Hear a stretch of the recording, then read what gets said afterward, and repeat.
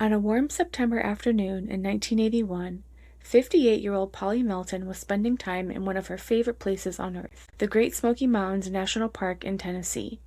She went out for an easy hike like she'd done dozens of times before, with a couple of friends while her husband Bob stayed back at their campground nearby. But strangely, she disappeared on the way back to the campground and was never seen again. This is the Obsidian Files, and I'm your host, Natasha. Let's dive in. It was September 25th, 1981. Polly and Bob owned an Airstream trailer that they kept at a nearby campground. The couple had been married for years. Bob was quite a bit older, and his health kept him from doing much hiking. But Polly, she loved the outdoors. The Smokies were her happy place. That afternoon, Polly set out on a familiar route, the Deep Creek Trail, with two of her close friends. The three women expected an easy, peaceful 1.7-mile hike, which was realistic given that they'd done it many times before. As the group made their way back toward the campground, Polly suddenly picked up her pace. Her friends said she started walking faster, moving ahead of them. Then, she disappeared over a small hill and out of sight.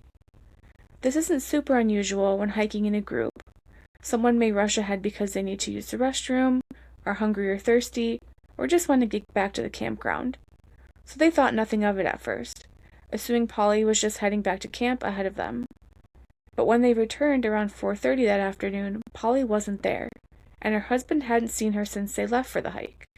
Her friends hiked back to where they had last seen her, but couldn't find any trace of her or what might have happened to her. Within just a couple of hours, Polly Melton was officially reported missing. By 6 p.m., park rangers were alerted. Search teams quickly assembled, combing the Deep Creek Trail where Polly was last seen.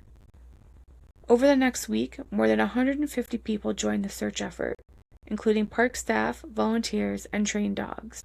At one point, a search dog seemed to pick up Polly's scent near a fallen tree, as if she might have stopped to rest there.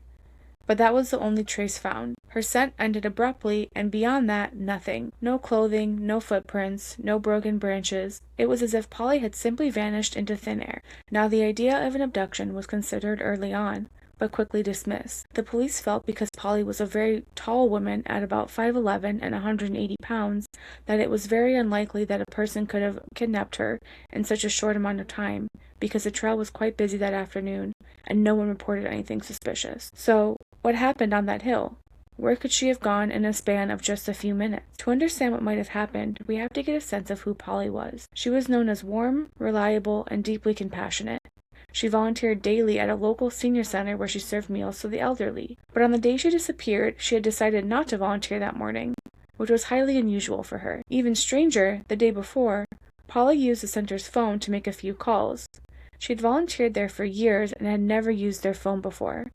Investigators tried to trace those calls, but were never able to determine who she spoke to. Could those calls have something to do with what happened the next day? Polly also had her share of personal struggles. Earlier that year, she had lost her mother, a loss that hit her very hard. Her pastor said she'd been grieving deeply, and it showed signs of depression. He even suggested that she might have been involved in an affair, though there was no solid evidence of that. Still, it paints a picture of a woman who might have been feeling restless, maybe trapped, maybe looking for a way out. When Polly disappeared, she was wearing a pink and white sleeveless blouse, tan pants, and low-cut tan shoes. She had on her diamond-studded wristwatch and her wedding ring, but what she didn't have is almost more telling. She left behind her wallet, her ID, and her medications, including those for high blood pressure and nausea. She didn't even have her car keys. Bob had those. All she took was a pack of Virginia Slim cigarettes. Bob also noticed something else missing after she vanished, his bottle of Valium. Polly had taken that drug in the past, but supposedly had stopped by 1981. Whether she took the pills that day, or even planned to, remains a mystery. So what could have happened? One theory is the simplest, that Polly got lost or suffered a medical emergency. She was familiar with the trail, but it's possible she wandered off, became disoriented, or collapsed out of sight. But with such a massive search effort and no trace ever found, that seems unlikely. Another theory is that Polly chose to disappear. In April of 1982, about 6 months after she vanished, a check was cashed in Birmingham, Alabama, written to Polly Melton. Authorities followed the lead, but it went nowhere. If Polly truly did cash that check, it means she was alive, and she didn't want to be found. It's possible she planned everything in advance. The unusual phone calls, skipping her volunteer work, quickening her pace to slip away unseen. Maybe she met someone who promised her a different life, a life away from sadness and grief. Was this a woman who'd simply had enough and decided to start over? Or was she the victim of something darker, an accident or even foul play that left no trace? But in the Appalachian Mountains, stories like Polly's tend to take on another layer, something almost supernatural. The Smokies are said to be full of old spirits, the kind that linger between fog and forest. Locals speak of the unseen ones, lights that dance in the distance, voices that call your name when no one's around, and sudden silences that make the hair on your neck stand up. Some hikers say there are places in those woods where time seems to bend, where the air feels different, and the forest grows too still. Could Polly have wandered into one of those places? Was it something human that took her, or something ancient? Sadly, we may never know. Decades later, Polly Melton's case remains one of the Smoky Mountains' most perplexing disappearances. No remains, no belongings, no verified sightings, just a trail and a question. How does someone vanish so completely, in daylight, among friends, on a well-worn path? Perhaps only the Smokies know. If you've ever hiked the Deep Creek Trail, you know how peaceful it feels. Sunlight filtering through the trees, the sound of rushing water nearby.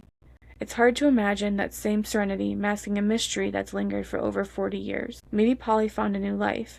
Maybe she found peace in some other way. We may never know.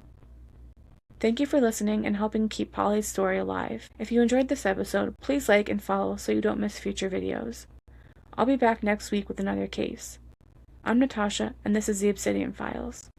Take care.